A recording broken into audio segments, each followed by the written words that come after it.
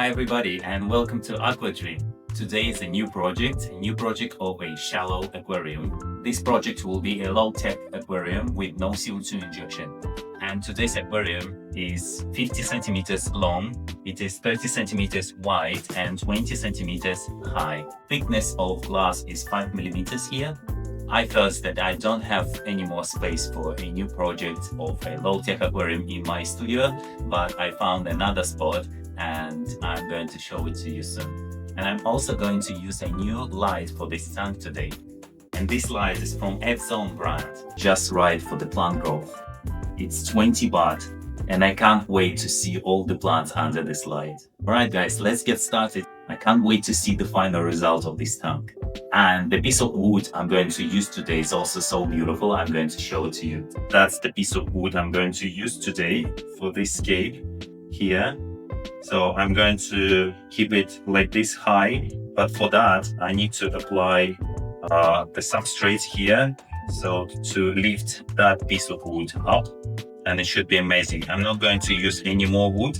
I think that one piece would be just enough, and today I'm going to use the black lava rock here for the decoration.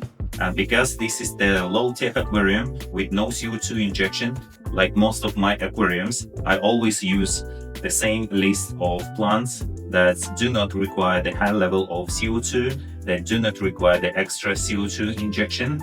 And in today's scape, I'm going to use some species of Cryptocoryne, I'm going to use Suggitaria, I'm going to use some of the immersed plants like fern or Mondania kisak.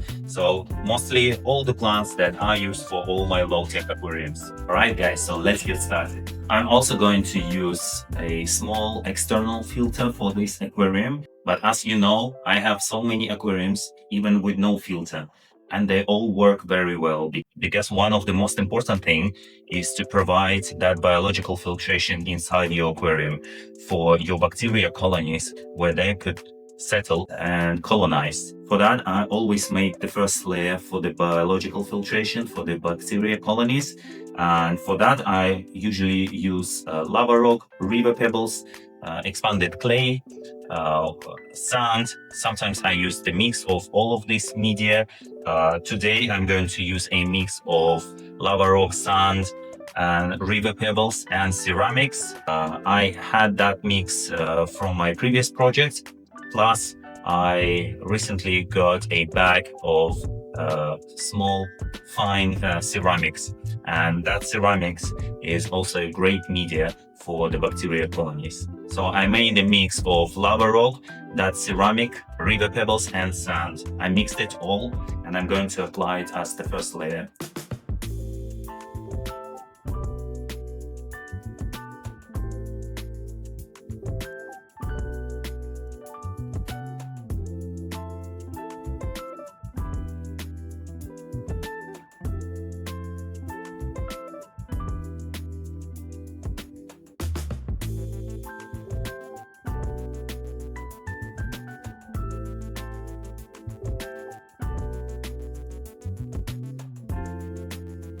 Our biological filtration layer is ready. Now I'm going to apply different types of the substrate that I usually use for the plants.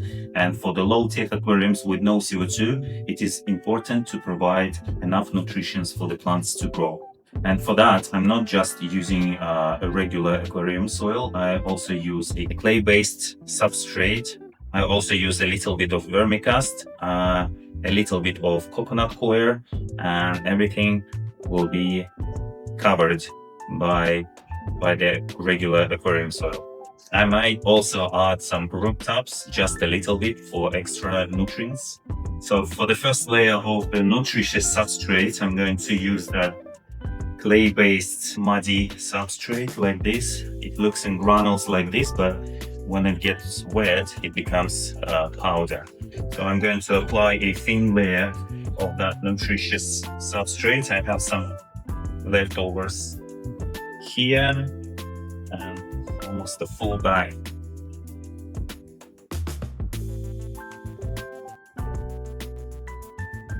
The next layer, I'm going to apply just a thin layer of vermicast. Vermicast you can get in any flower market.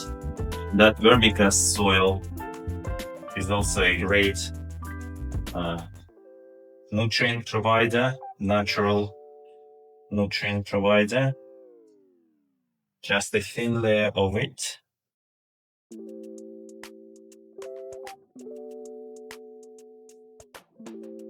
Next layer, I'm going to apply a little bit of coconut coir. I recently started experimenting with the coconut coir, and I saw the information that coconut coir also a good extra nutrient for the plant growth. It also stabilizes the pH of water. And what I already noticed in my previous scapes, especially in aquariums with no filter, I noticed that where I use the coconut coir, these aquariums show a very stable ecosystem.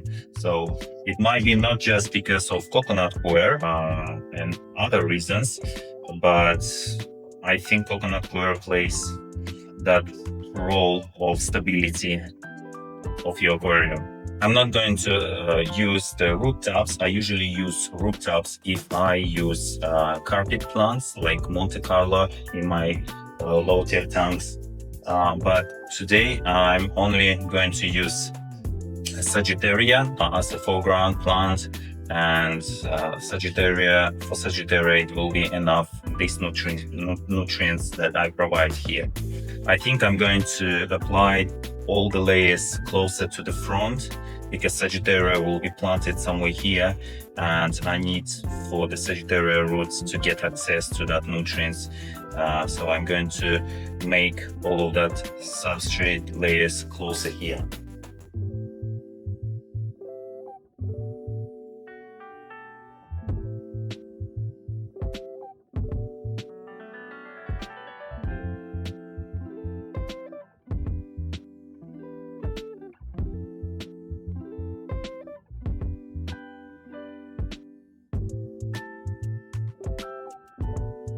Alright, and all of this I'm going to cover with the regular aquarium soil and set up our piece of wood.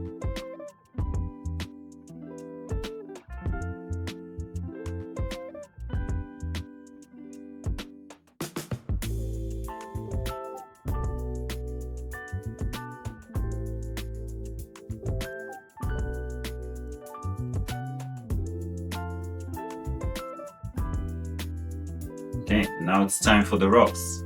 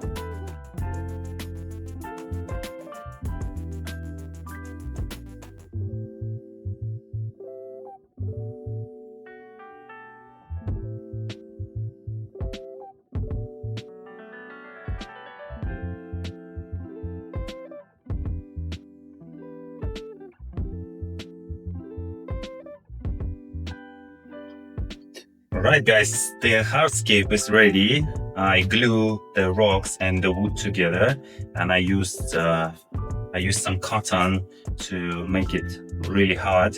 So now everything is dry and ready to be covered by the sand. Unfortunately, my sand is not dry here in the bag. It's quite wet, but that's fine. I'm going to cover everything with that natural color sand, and we will be ready for planting, guys.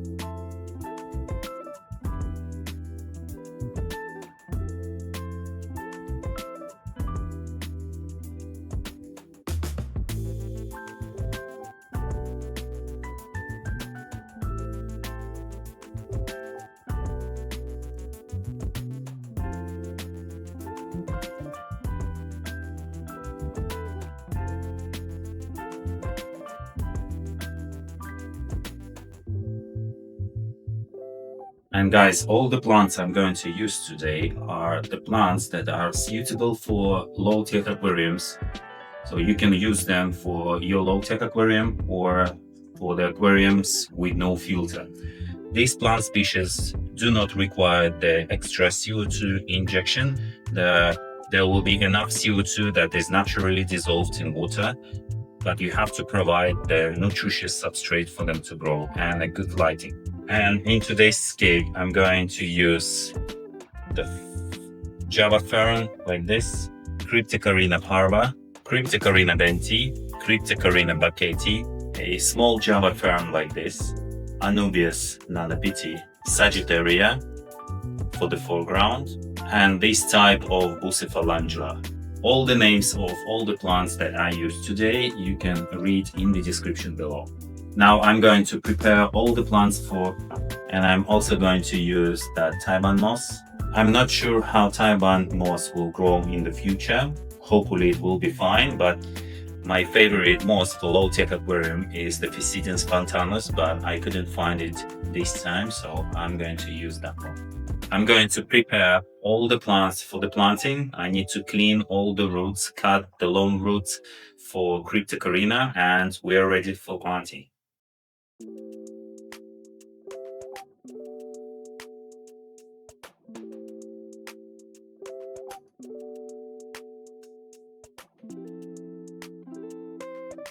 So all the Cryptocoryne will be at the back, and I have different species of Cryptocoryne, and I have a wendtii like this. So small bushes of wendtii will go closer to the front. Bigger bushes will be at the back, and also the Cryptocoryne backettii.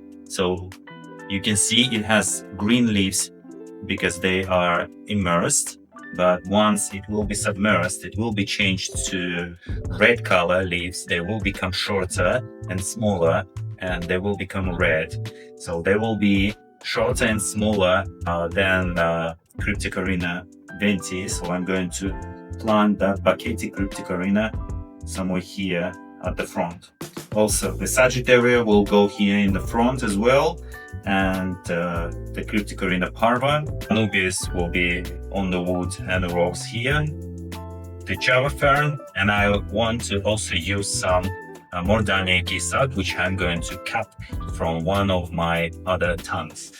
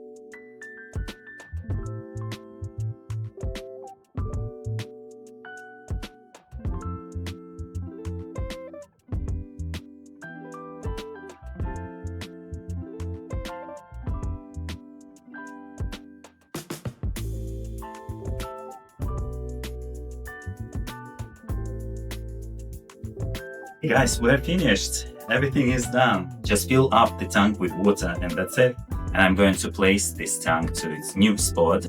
So the Cryptocoryne wendtii will grow in the future much thicker, and the Cryptocoryne wendtii will grow in the future much thicker and higher. The Cryptocoryne backettii will change its leaves. The Cryptocoryne backettii will change its leaves and they will become shorter and change color to red. Sagittaria will spread around as well. The Cryptocoryne parva will adapt to submerged form and will melt some leaves. Some leaves will become yellow and melted, but that's fine. It's part of the process. This Bucephalandra I'm using for the first time, so hopefully it will be fine, especially here. I placed one bush here and hopefully it will be submerged, half immersed, and I hope it will feel good. And I hope it will feel good here. I'm not going to use the Mordania sac, I don't have place for it here. And the moss as well. My favorite moss for the low-tech tanks is the Physidians fontanus, but as I said, I didn't find it. So I used that Taiwan moss. Let's see how it goes in that low-tech tank. Alright, let's fill up with water. Alright, I'm going to place the tank to its spot and fill up with water. Alright guys, this is the filter I'm using. This is external filter, 800 liters per hour. Just a small one, that's more than enough. And so it had tubes of 16 millimeters, which is quite big, and it has inlet and outlet quite large for large aquariums actually. But my aquarium is very small, so what I did, same as I did with my previous project. So I used 12 millimeters tube. I had it some leftovers, and it perfectly fits that 16 millimeters. So I placed it inside. It's safe, it's nice, the water doesn't come through. So and I got this and outlet for the 12 millimeters tube, which is much smaller and better for this size of the tank. I improved the filtration of this filter. So for the filtration, besides standard sponges that come together with that filter, I replaced one sponge with a few different sponges that I have with different filtration. I also added a biomedia at the bottom of the filter, and I added it a lot. So they're like 10 centimeters of the biological filtration for the bacteria colonies, and all the top is filled with different types of sponges. So the filtration should be quite good. Yeah, so let's turn it on and see.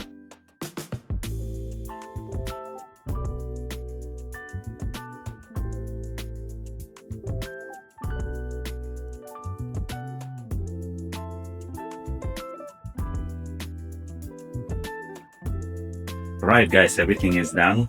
You can see I placed this aquarium in that corner. Before, this corner was busy. There was a hanger and a trash bin, so I removed it. And every time I removed it before to make videos of my studio, this corner I didn't like it because it was so empty. So now it's filled up with beauty of nature. And this tank I made similar to this one. This one is already mature. It's 1.5 years. So, and this one is a young one.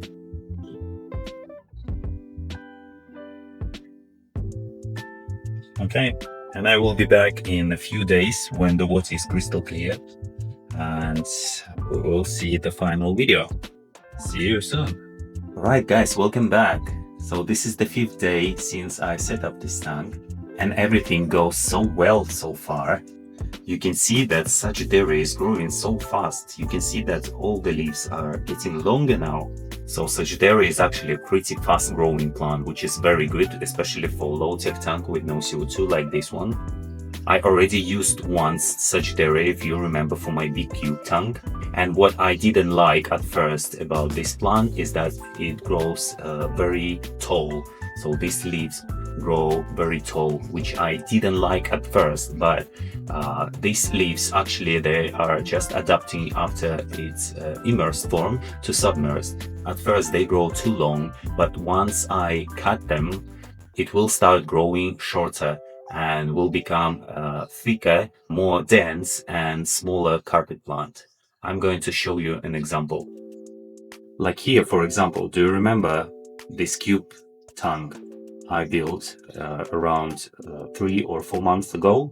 So in the first month, this Suggitaria grew too tall and I didn't really like it because I wanted it to look shorter, smaller and more like a carpet plant.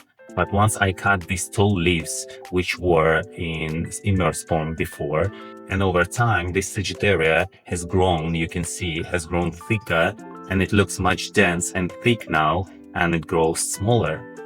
So now it looks like a real thick carpet plant.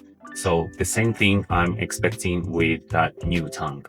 Also, do you remember the Cryptocoryne backettii? When I first planted it, it was in its immersed form, and now look how it changed. Can you see it? Now it's a brown red color with much. You can see the one here as well. So I used the same plant for that new tank, and that Cryptocoryne will become like this color and shorter, same as here. You can see that Cryptocoryne backettii there. Now it's still in its immersed form with long green leaves, but soon you can see there is actually one red leaf is already growing out. You can see it's over there, the small one. It's much shorter, it's red and with a different shape. So all the leaves, all the new leaves will become the same one. Some of the immersed leaves will melt over time, some of them will just stay, and if they don't change to the submerged form, I will just cut them out, and so only red new short leaves will grow. That new Bucephalandra, which I used here for the first time, that species of Bucephalandra, the exact name of this Bucephalandra and other plants you can find in the description below. And so this Bucephalandra is looking and feeling good so far. It's even flowering. There is a flower behind that leaf, if you can see it, and there is a new leaf appears over there, a baby leaf, so it's a good sign. And another bush of that Bucephalandra, if you remember, was in its immersed form, and I'm going to show it to you. So this immersed bush with the roots only in water is also feeling good so far, and it's even flowering. I'm going to make it bigger. You can see that flower behind the leaf, and the new leaf appears over there. So the leaves are not drying out, which is a good sign. Let's see how it goes in the future, if it's enough moist for that Bucephalandra to grow in that form like here. But so far it looks beautiful. And as always, I'm using the floating plants for all my low-tech tanks and all my tanks with no filter.